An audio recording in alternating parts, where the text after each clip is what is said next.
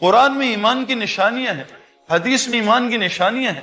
ایمان جب تک متقی نہیں ہوگا میرے پیارو، اس سے میں یہ نہیں کہہ رہا ہم قرآن پڑھنا چھوڑ دیں، نہیں، مطلب کیا ہے، جیسے آسان مثال، ایک آدمی گاڑی چلانا نہیں جانتا، اس کو وہ کہہ رہے ہیں مولوی صاحب دیکھو گاڑی سیکھ لو چلانا، پھر اسٹیئرنگ وہیل پہ بیٹھنا، ورنہ بغیر گاڑی سیکھے اسٹیئرنگ وہیل پہ بیٹھے خود بھی مرے گا، دوسروں کو بھی مارے گا، گاڑی کا ستیہ ناش کرے گا۔ تو ساتھ میں بیٹھ، پیچھے بیٹھ جا، ذرا گاڑی چلانا سیکھ لے۔ قرآن یہی کہہ رہا ہے پہلے متقی بن لینا۔ دیکھو میرے پیارو، اسلام کا سب سے بڑا حکم کون سا ہے؟ نماز کا۔ کب فرض ہوئی بھائی نماز؟ 5 نمازیں معراج پہ 10 سال بعد۔ تو پہلے 10 سال کیا ہوتا رہا؟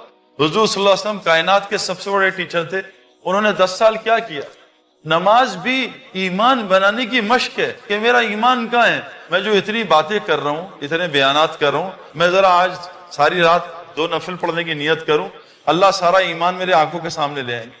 جس آدمی کو موبائلوں کی محبت ہے وہ اللہ اکبر کرے گا، اس کے ہر رکعت میں نیا موبائل آئے گا، ہر رکعت میں آئے گا، میں گارنٹی دیتا ہوں۔ جس آدمی کا پراپرٹی کا کام ہو گا اللہ اکبر، اور اس کے پراپرٹی آئیں گے، یا فری مونٹ میں لے لوں، ایک دبئی میں بھی پراپرٹی ہے۔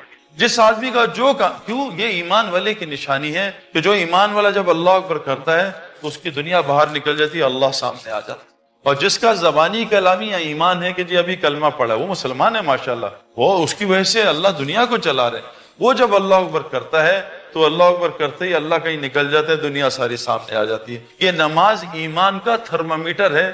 15 سال تک کلمہ نماز، کلمہ نماز، کلمہ نماز، 6000 آیتیں کلمہ اور نماز، اور 500 آیتیں احکامات کی ہیں، یہ حرام یہ حلال، 6000 آیتیں۔ ہم نے ان 6000 آیتوں کو دل میں اتارنے کی کتنی محنت کی میرے پیاروں، بتائیں۔ اور ان 6000 کو دل میں اتارنے کی محنت کیا ہے، اس کی نشانی کیا ہے کہ میرے دل میں وہ آیتیں اتر گئی ہیں؟ اس کی نشانی قرآن نے، حدیث نے کیا بتائی ہے؟ میں 99% مجمع سے الگ پوچھتا ہوں، وہ نہیں بتا سکتے۔ ہاں وہ کہتے ہیں ہاتھ یہاں رکھنا، ہاتھ یہاں رکھنا، یہ غلط وہ صحیح، اس پہ بحث کرتے ہیں۔ ایک آدمی نے مجھ سے کہا کہ سعید بھائی آپ نے نماز میں فلاں عمل نہیں کیا، آپ کی نماز نہیں ہوئی۔ میں کہا کیوں؟ کہتے ہیں آپ نے یہ عمل نہیں کیا۔ میں کہا بھائی یہ عمل تو سنت ہے، نماز سنت چھوٹ جائے تو مکروہ ہوتی ہے، نماز سے واجب چھوٹ جائے تو سجدہ سہو ہوتا ہے، نماز سے فرض چھوٹ جائے تو نماز فاسد ہو جاتی ہے۔ تو یہ جو آپ نے عمل بتائے تو فرض ہے ہی نہیں۔ میں نے کہا آپ ذرا نماز کے فرائض بتائیں تیرا۔ کہا وہ تو مجھے یاد نہیں۔ میں کہا اللہ کے بندے تو نے صرف مسائل ہی یاد کیے، کوئی فرائض کا پتہ نہیں، تیرا فرائض کون سے؟ میں کہا آپ کی مسواک نظر نہیں آ رہی۔ کہا میں مسواک نہیں کی۔ میں کہا تیری بھی نماز نہیں ہوئی، کیونکہ مسواک تو سنت ہے کرنا۔ اللہ کے نبی نے کہا جو مسواک کے فائدے ہیں میں چاہتا تھا تم پہ فرض ہو جائے، لیکن تم پہ بوجھ کی وجہ سے میں نے اللہ اس کو فرض نہیں کرائی۔ اللہ میرے پیاروں، تبلیغ کا مقصد کیا؟ ہماری آنکھیں کھل جائیں دل کی۔ یہ آنکھوں سے حقیقت نظر نہیں آتی، یہ آنکھیں تو کمزور ہیں، یہ تو زمین آسمان کو ملتا دکھاتی ہیں، یہ تو دور سے ہائی وے کو گیلا دکھاتی ہیں، یہ تو عربوں کو صحرا کو سمندر دکھاتی ہیں دور سے، یہ تو روح نہیں دیکھ سکتی، یہ آنکھیں اللہ کو نہیں دیکھ سکتی۔ یہ دل کی آنکھیں جو نورانی کرنا موت سے پہلے ضروری ہے۔ جب دل نورانی، حدیث میں آتا ہے نہ مومن دھوکہ کھاتا ہے نہ مومن دھوکہ دیتا ہے۔ کتنا دھوکہ اس وقت مسلمانوں کو ہو رہا ہے۔ یہ مومن ہے؟ اللہ کے نبی کی بات غلط ہو سکتی ہے بھائی؟ ہر مسلمان دوسرے مسلمان کو ٹوپی پہنا رہا ہے، کیوں؟ اس کی بھی وجہ ہے۔ 2 چیزیں ہوتی ہیں، یا ٹوپی پہننا یا ٹوپی پہنانا، تیسری چیز ہے تو مجھے بھی بتا دیں، یا یہ ٹوپی پہنے گا یا ٹوپی پہنائے گا۔ جب سے مسلمانوں نے ٹوپی پہنا چھوڑی، ٹوپی پہنانا شروع کر دیا۔ ڈرتے ہیں لوگ مسلمانوں سے کاروبار کرتے۔ میرے جتنے دوست ہیں پاکستان میں جو بڑا کام کرتے ہیں، سارا کاروبار غیر مسلم سے کرتے ہیں۔ کیوں میرے پیاروں؟ مومن نہ کبھی دھوکہ کھاتا ہے نہ کبھی دھوکہ دیتا ہے، یہ مومن کی علامت ہے، یہ اللہ کے نبی نے فرمائی ہے۔ تبلیغ کی محنت ہے انسان کے دل کی آنکھیں کھل جائیں، اس کو باطل اور حق میں تمیز نظر آنے لگے۔ آج ہم تقریر سن کے گمراہ ہو رہے ہیں، کیا تقریر کرتا ہے، کیا تقریر کرتا ہے۔ حضور صلی اللہ علیہ وسلم تو 10 منٹ سے زیادہ بات نہیں کرتے تھے۔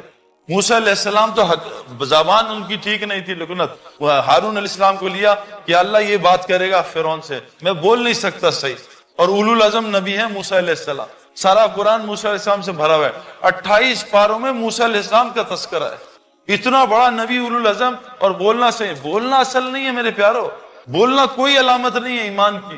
ہاں یہ ضرور کا ہے، اس سے بہتر بول کون سے ہو سکتے ہیں جو لوگوں کو اللہ کی طرف بلا، بولوں کا ہے۔ ہاں یہ ضرور کہا ہے قرآن نے، جو اللہ کی بات کو غور سے سنتے ہیں اور اس پہ بہترین طریقے سے عمل کرتے ہیں، اللہ قرآن میں کہہ رہے یہ ہیں عقل والے اور یہ ہدایت کے راستے پہ۔ آج عمومی مجمع کو اگر کوئی مشہور شخصیت نہ ہو تو اللہ کی بات سن کے نیند آنا شروع ہو جاتا، ایک دم سستی، جمعے میں سستی. کبھی آپ نے کسی کیشیئر کو سوتے ہوئے دیکھا؟ نوٹ گنتے ہوئے نیند آ گئی. تسبیح پڑھتے بہت نیند آتی ہے، قرآن پڑھتے نیند آتی ہے. کبھی میچ دیکھتے 8 گھنٹے کا کبھی نیند آئی ہو، ایک بال میں جمائی آ گئی ہو، اور نماز میں 15 جمائی آتی. میرے پیاروں، آنکھیں کھولنا یہ ضروری ہے مرنے سے پہلے. تبلیغ کا مقصد کیا ہے؟ ہم اپنے دشمن کو پہچان لیں. اور یاد رکھنا میرے پیاروں، شیطان کے 70,000 نورانی دعائیں دینی، جو دینی دعاؤں سے وہ گمراہ کرتا ہے. نشانیاں ہیں میرے پیاروں، ایمان والوں کی نشانیاں. اللہ ہمیں وہ سمجھا دے بس کہ ایمان والا کس کو کہتے ہیں، ایمان بنتا کیسے ہے، ایمان کی علامتیں کیا ہیں. تبلیغ میں جو محنت ہو رہی ہے، مفتی زین العابدین صاحب فرماتے تھے آج مسلمانوں نے سب کو دشمن بنا لی ہے. شوہر کہہ رہا ہے بیوی میری دشمن ہے، بیوی کہہ رہی ہے شوہر میرا دشمن، ماں باپ کہہ رہے ہیں اولاد ہماری دشمن، اولاد کہہ رہے ہیں ماں باپ دشمن، پڑوسی دشمن، یہ دشمن وہ دشمن. اصل دشمن انہوں نے پہچانا نہیں. اگر ہم اصل دشمن کو پہچان لیں، اللہ کی قسم اللہ ساری دنیا کو ہمارا دوست بنا دے گا.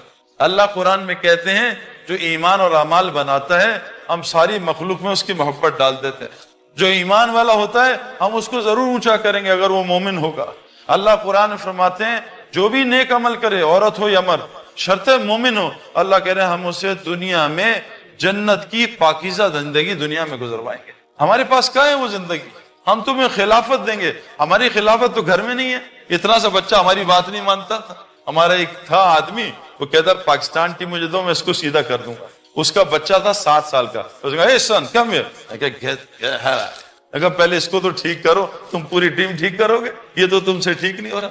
اصل میں باتیں کرنے کا بہت شوق ہے، ہم یہ کر دیں وہ کر. ایک شوہر جو ہے وہ پینڈو ٹائپ تھا میری طرح کا، اس نے بیوی سے کہا یہ گاؤں میں نا ایک شیر آیا سب کو تنگ کر رہا ہے، آج اس کی گردن کاٹ کے تیرے قدموں میں ڈال.